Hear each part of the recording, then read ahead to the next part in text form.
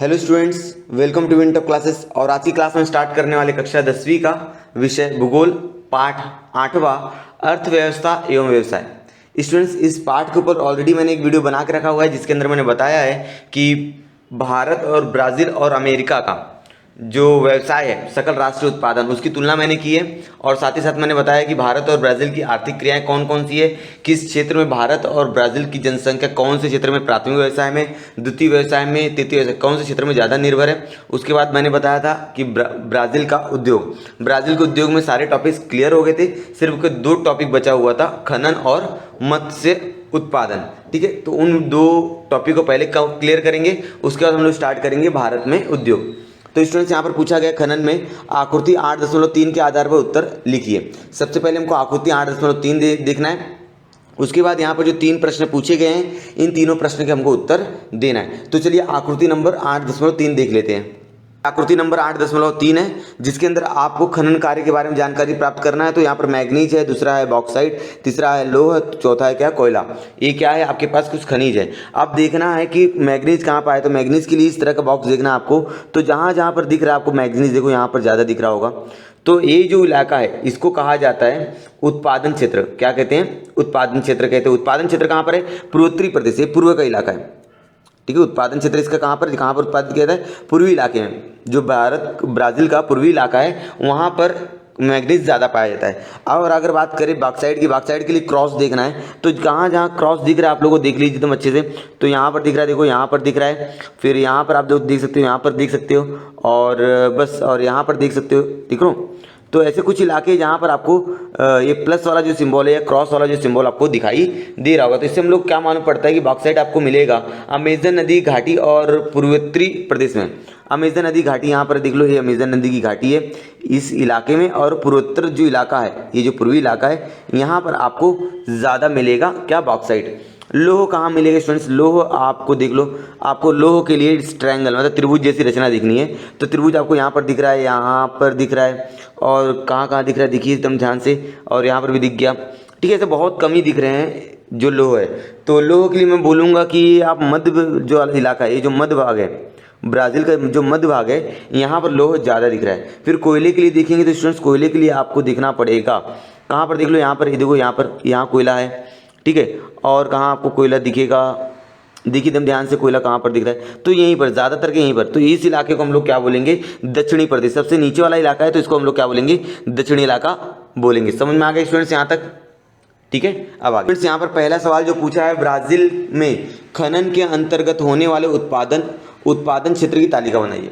मतलब ब्राज़ील में जो खनन के अंतर्गत उत्पादन कौन कौन सी चीज़ों को उत्पादन किया जाता है और वो उत्पादन कौन से क्षेत्र में किया जाता है। तो सबसे पहले मैं आपको बता दूं, मैग्नीज आपने देखा था, जो मैग्नीज था वो पूर्वोत्तरी प्रदेश में पाया जाता है। कहाँ पर पाया जाता है, पूर्वोत्तरी। आप लोग यहाँ पर लिखेंगे खनन कार्य, ठीक है ना, और यहाँ पर लिखेंगे उत्पादन क्षेत्र, तो पूर्वोत्तर इलाके में। दूसरा मैंने बताया था स्टूडेंट्स, दूसरा बॉक्साइट। बॉक्साइट तो जो था अमेजन नदी घाटी का जो प्रदेश है वहाँ पर, और पूर्वोत्तरी इलाका जो है अमेजन नदी घाटी और पूर्वोत्तरी इलाका, वहाँ पर आपको बॉक्साइट मिलेगा। लोहा कहाँ मिलेगा, लोहे के लिए मैंने आपको ट्रायंगल देखने बोला था, तो आपने कहाँ देखा था, मध्य भाग में, ब्राज़ील के मध्य भाग में। फिर उसके बाद कोयला, कोयला सबसे नीचे आप लोगों ने देखा था, अभी दिखाया मैंने। तो कोयला जो रहेगा वो ब्राज़ील के दक्षिणी भाग में पाया जाता है। ठीक है, चलिए स्टूडेंट दूसरा वाला क्वेश्चन देख लेते हैं। ब्राज़ील में किस भाग में खनन का विकास नहीं हुआ, उसके क्या कारण हो सकते हैं। ब्राज़ील का ऐसा कौन सा भाग है जहां खनन नहीं हुआ, उसका क्या कारण हो सकता है। ठीक है, तो ब्राज़ील का स्टूडेंट्स जो उत्तरी भाग है, सबसे ऊपर वाला इलाका जो है, वहाँ पर खनन कार्य विकास नहीं हुआ है, क्योंकि उत्तरी जो भाग है वो विषुवत रेखा के पास आ जाता है, और विषुवत रेखा के पास तापमान अधिक होता है और वहाँ पर बारिश बहुत ज़्यादा होती है। आपको मालूम है अमेजन नदी का जो नदी है, वहाँ की बात कर रहा हूँ मैं, उत्तरी भाग में। अगर आपको ब्राज़ील का मैप आपको मालूम होगा तो ब्राज़ील का मैप कुछ इस तरह से होता है, मैं बनाने की कोशिश तो कर रहा हूँ, ठीक है ना, इस तरह से। तो ये जो उत्तरी इलाका रहेगा, यहाँ पर बहुत कम खनन कार्य हुआ क्योंकि वहाँ पर विषुवत रेखा आता है, और साथ ही साथ उस भाग में वर्षा और तापमान बहुत अधिक है। इस भाग में जो अमेजन नदी के सदाबहार वन पाए जाते हैं, ठीक है, सदाबहार वन, इसलिए वहाँ पर लोगों को जाना बहुत मुश्किल है, मतलब दुर्गम भरा इलाका है। इसलिए लोग जब वहाँ पर जाएंगे नहीं तो वहाँ पर खनन कार्य विकसित होगा नहीं, इसलिए ब्राज़ील के उत्तरी भाग में खनन कार्य विकसित नहीं हुआ। यही कारण आप लोग बोल सकते हो। तीसरा क्वेश्चन क्या बोला स्टूडेंट, तीसरा क्वेश्चन हम लोग देखते हैं कि यहाँ पर खनिजों की उपलब्धता को ध्यान में रखते हुए उद्योगों का विकास किस प्रदेश में हुआ होगा। जो खनिजों की उपलब्धता है उसको ध्यान में अगर रखा जाए तो उद्योग का विकास किस प्रदेश में हुआ होगा बताइए। अगर हम लोग बात करें लोहा, ठीक है, लोहा की बात करें तो ब्राजील के मध्य भाग में, आप लोग के सामने पेज नंबर 54 ओपन करके रखिएगा किताब में, 54 पेज नंबर ओपन करके रखिएगा, उसके अंदर देखिएगा तो लोहा जो रहेगा ब्राजील के मध्य भाग में इसके व्यवसाय निर्मित किए होंगे। वो जो पूर्वोत्तरी इलाका है, ठीक है ना, अमेजन नदी का मैदान और पूर्वोत्तरी इलाका जो है वहां पर आपको मैग्नीज और बॉक्साइट मिल जाएगा। आपको क्या मिल जाएगा, मैग्नीज और बॉक्साइट के भंडार मिलेंगे और वहीं पर उससे संबंधित उद्योग स्थापित होंगे। और जो ब्राजील के सबसे नीचे सुदूर दक्षिण, इसको कहेंगे हम लोग सुदूर दक्षिण, वहां पर आपको कोयले का भंडार दिखेगा और वहीं पर ये सारे व्यवसाय उपलब्ध हो सकते हैं। ठीक है, ये आपको तीनों प्रश्नों के उत्तर समझ में आ गए। चलिए अब आगे बढ़ते हैं। ब्राजील के पूर्वी भाग में लोह अयस्क और मैग्नीज, निकल, तांबा, बॉक्साइट आदि खनिज से संपन्न है। जो ब्राजील का पूर्वी भाग है, याद रखिएगा, जो ब्राजील का पूर्वी भाग है वहां पर आपको लोह अयस्क, मैग्नीज, निकल या तो निकिल आप लोग बोल सकते हो, तांबा हो गया, बॉक्साइट आदि खनिज पाए जाते। दुर्गमता, वहां पर दुर्गमता है कहाँ पर, ब्राजील के जो अमेजन नदी का मैदान, वहां पर उत्तर की बात कर रहा हूं मैं, वहां पर घने वन है, दानगट अरण्य है, निष्क्रिय खनिज, संसाधनों का ज्ञान आदि प्रतिकूल कारकों की वजह से ब्राजील के या उस देश के आंतरिक भागों में जो खनन व्यवसाय है वो बहुत कम विकसित हुआ है। खनिजों की उपलब्धता एवं देश में बढ़ती मांग के कारण उच्च भूमि के प्रदेश में खनन व्यवसाय विकसित हुआ है। खनिजों की उपलब्धता और ज़्यादा मांग की वजह से जो अमेजन नदी की उच्च मैदान है, ठीक है ना, अमेजन उच्च मैदान, ठीक है, वहां पर ज़्यादा खनन व्यवसाय विकसित किया गया है। अगला टॉपिक है ब्राजील में मत्स्य उत्पादन। ठीक है, हम लोग टॉपिक हमारा जो चल रहा है वो है ब्राजील में उद्योग। तो उद्योग में अलग अलग उद्योग हमने देखा, कृषि भी देख लिया है और उसके बाद मैंने आपको बताया कि खनन कैसे होता है। अब अगला टॉपिक हमारा मत्स्य उत्पादन। ठीक है, क्योंकि आपको मालूम है ब्राजील को 2 समुद्री तट मिला हुआ है। कौन कौन सा, आप लोग बोल सकते हो, जो पूर्वी, उत्तर पूर्व और दक्षिण पूर्व इलाका जो है, उत्तर पूर्व और दक्षिण जो इलाका है वहां पर उत्तरी पूर्वी अटलांटिक महासागर और दक्षिणी पूर्व अटलांटिक महासागर, ठीक है ना, ये जो महासागर है यहाँ पर मत्स्य उत्पादन किया है। साथ ही साथ ब्राजील का जो मध्य भाग है वहां पर अलग अलग नदियां हैं, तो वहां पर मत्स्य व्यवसाय उत्पन्न हुआ है, लेकिन वहां पर मत्स्य उत्पादन जो है बहुत कम हुआ है, क्योंकि वहां पर नदियों का वेग जो होता है बहुत ज्यादा होता है। जैसा फ्रांसिस्को नदी है, निगुरिया है, अलग अलग जो है, पराग्वे नदी है, पराना नदी है, इन नदियों में भी मत्स्य उत्पादन किया जाता है लेकिन बहुत कम, क्योंकि इन नदियों का जो वेग होता है वो बहुत अधिक होता है। ठीक है, तो चलिए यहाँ पर पहला प्रश्न लिखा है कि आकृति 8.3 के आधार पर हमको बताना है कि ब्राजील के दक्षिणी पूर्वी तट के निकट मत्स्य उत्पादन केंद्रीकरण हुआ है। जो ब्राजील का दक्षिणी पूर्वी इलाका है, ठीक है ना, एकदम निचला इलाका, उसके निकट मत्स्य उत्पादन ज्यादा हुआ है। क्यों ज्यादा हुआ है, क्योंकि ब्राजील का जो पूर्वी तट बोलोगे आप लोग, दक्षिण पूर्वी तट, वहां पर अगर हम लोग बात करेंगे तो ब्राजील प्रवाह, 2 याद रखिएगा चीज, ये आपको आगे भी बताएगा। ब्राजील प्रवाह, पहला मैंने बोला ब्राजील प्रवाह, जिसको हम लोग बोलते हैं उष्ण प्रवाह, क्या कहा जाता है, उष्ण प्रवाह। और दूसरा है फॉकलैंड प्रवाह। फॉकलैंड प्रवाह को हम लोग क्या बोलेंगे, शीत प्रवाह। एक ब्राजील जो प्रवाह उसे उष्ण प्रवाह कहेंगे और जो फॉकलैंड प्रवाह है उसको हम लोग शीत प्रवाह कहेंगे। ये तो उष्ण प्रवाह और शीत प्रवाह के मिलन की वजह से यहाँ पर बहुत मतलब हम लोग बोल सकते हैं वहां पर मछली उत्पादन ज्यादा किया जाता है। दूसरा कारण है कि जो दक्षिणी पूर्वी इलाका है वहां पर महाद्वीपीय मग्न तट निर्माण होते हैं। क्या निर्माण होते हैं, मग्न तट, जिसको हम लोग बवंडर कहते हैं। मग्न तट का निर्माण होता है जिसकी वजह से वहां पर बहुत ज्यादा मात्रा में मत्स्य व्यवसाय किया जाता है। तो स्टूडेंट्स अगला क्वेश्चन क्या है हमारे पास, ब्राजील में बड़ी नदियां हैं लेकिन आंतरिक भागों में मत्स्य उत्पादन का विकास नहीं हुआ है। ब्राजील में देखा जाए तो बड़ी नदी है, जैसे साया फ्रांसिस्को नदी है, फिर हम लोग बोल सकते हैं कि पराग्वे नदी है, पराना नदी है, ठीक है ना, पुरुष नदी है, जापुरा नदी है, बहुत बड़ी बड़ी नदियां हैं। लेकिन फिर भी इतना होने के बावजूद ब्राजील के मध्य भाग में जो मत्स्य उत्पादन है वो ज़्यादा विकसित नहीं। इसका कारण यह है कि वे सारी नदियों का जो ढलान है वो बहुत ज़्यादा है और उस सारी नदियों का जो वेग है वो बहुत ज़्यादा है। और आपको मालूम है मत्स्य उत्पादन होने के लिए नदी का वेग क्या होना चाहिए, कम होना चाहिए। चूंकि यहाँ पर नदियों का वेग ज़्यादा है इसलिए वहाँ पर हम लोग बोल सकते हैं कि मत्स्य व्यवसाय ज़्यादा विकसित नहीं हुआ है। ठीक है स्टूडेंट्स, अगर आप लोग ये समझना है कि गुएना नदी कहाँ है या पराग्वे नदी कहाँ है, ठीक है ना, पुरुष नदी कहाँ है, तो इसके पहले वाली वीडियोस मैंने जितनी बनाई है आपको प्लेलिस्ट में जाके मिल जाएंगे। आप सारी वीडियोस एक के बाद एक देख लीजिएगा, आपको पूरा भूगोल समझ में आ जाएगा। चलिए अब आगे देखते हैं।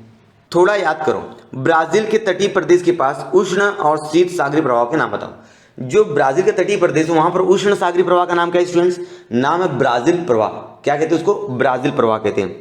याद रखिएगा ब्राजील पर जो उष्ण ब्राजील प्रवाह और जो शीत है वो है हमारा हम लोग बोल सकते हैं फॉकलैंड, क्या बोल सकते हैं हम लोग, फॉकलैंड शीत प्रवाह यहाँ पर बहती है, ठीक है ना। ये दो प्रवाह के नाम आपको याद रखना है।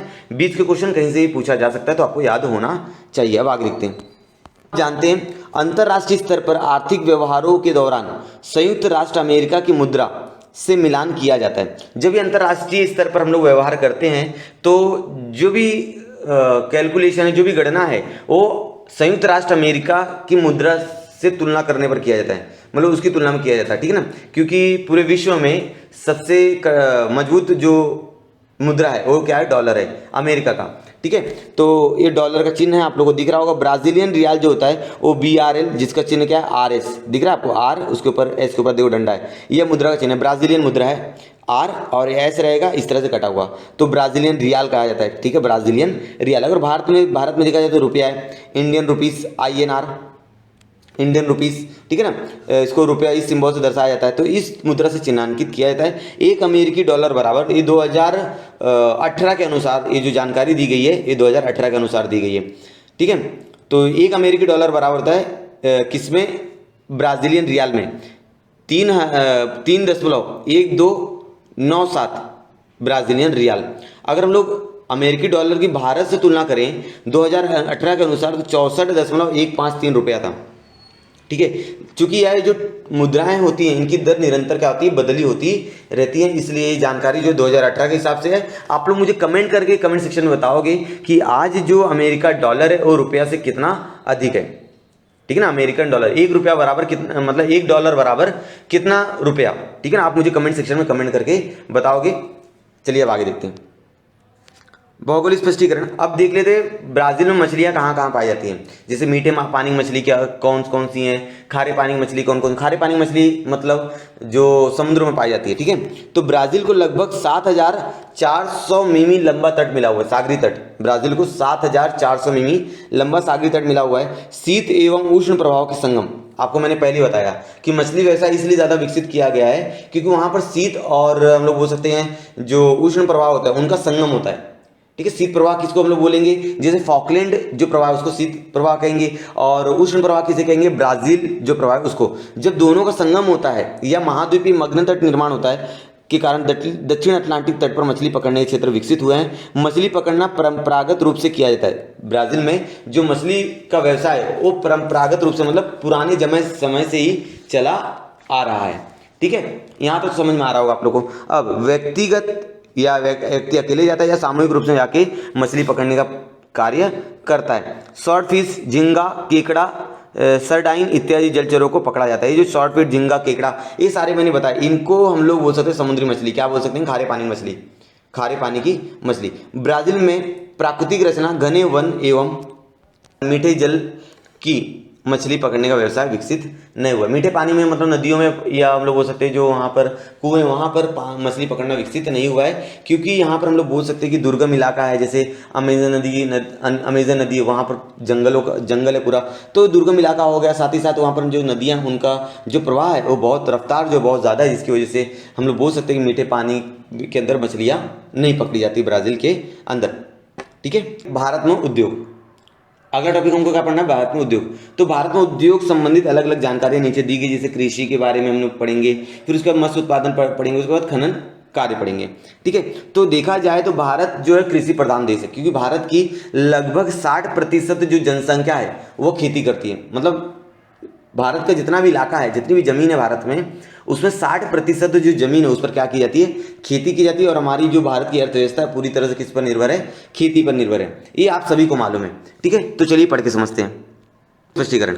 सकल घरेलू उत्पादन में, सकल घरेलू उत्पादन ब्राजील की तुलना में भारत का कृषि योगदान बहुत ज़्यादा है। इसके पहले वाली वीडियो में मैंने बताया कि सकल घरेलू उत्पादन में अगर बात करें तो भारत का कृषि के क्षेत्र में ब्राजील से बहुत ज़्यादा योगदान है। अगर हम लोग बात करें कृषि में तो भारत में 57% है और ब्राजील में 5.5% है। पिछली वीडियो में मैंने बताया हुआ है। तो साथ ही कृषि में कार्यरत जनसंख्या प्रतिशत भी बहुत अधिक है भारत के अंदर। प्राचीन काल से ही भारत में कृषि कार्य किया जा रहा है। भारत का करीब 60% भूभाग कृषि के अधीन है। भारत में जो 60% जो जमीन है उस पर क्या की जाती है, खेती की जाती है। और खेती करने का कारण उसका अलग अलग हो सकता है स्टूडेंट्स, जैसे विस्तृत मैदान और उपजाऊ जमीन मिलती है हमारे पास, ठीक है ना।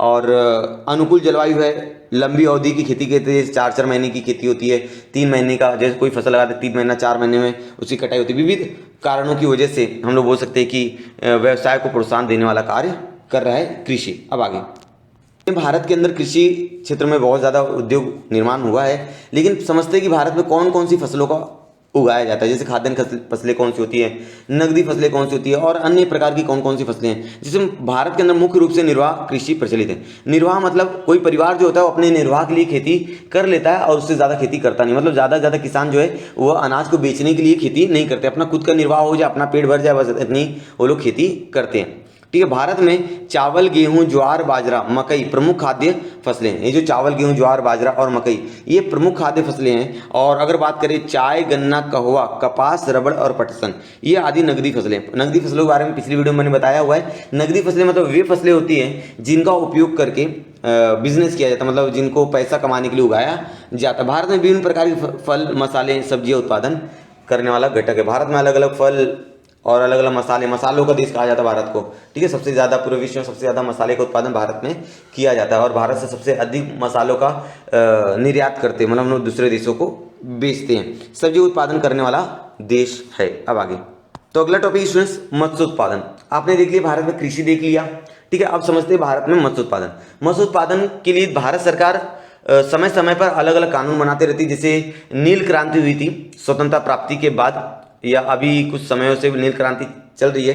भारत के लिए बहुत ज़्यादा अनुदान भी देता है। आपने इसके आपके कक्षा में पॉलिटिकल साइंस या आप लोग राजनीतिक विज्ञान है उसके अंदर इस टॉपिक को आप लोग ज़्यादा अच्छे से, या तो साइंस में आपको नील क्रांति के बारे में दिया गया है। ठीक है ना, तो भारत सरकार नील क्रांति को ज़्यादा बढ़ावा दे रही है, इसके लिए अनुदान देती है कि अगर कोई व्यक्ति नील क्रांति या मछली व्यवसाय करना चाहता है तो भारत सरकार उसको लोन, अलग अलग सुविधाएं उपलब्ध करवा के देती है। ठीक है, भारत की अर्थव्यवस्था में मत्स्य व्यवसाय भूमिका महत्वपूर्ण है।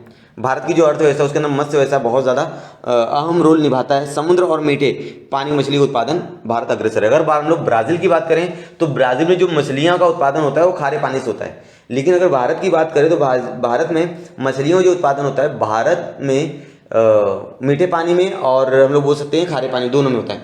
आहार एक महत्वपूर्ण घटक, भारत में अधिकतर देखा जाए तो मछलियां जो होता है आहार का प्रमुख घटक होता है और रोजगार निर्माण करने के लिए मछली वो लोग मछली का पकड़ते हैं और उसको मार्केट में या दूसरे देशों में क्या करते हैं, बेचते हैं। पोषण का स्तर बढ़ाने के लिए, विदेशी मुद्रा प्राप्त करने के लिए मत्स्य व्यवसाय किया जाता है। ये मैंने बताया कि मत्स्य व्यवसाय करते क्यों हैं।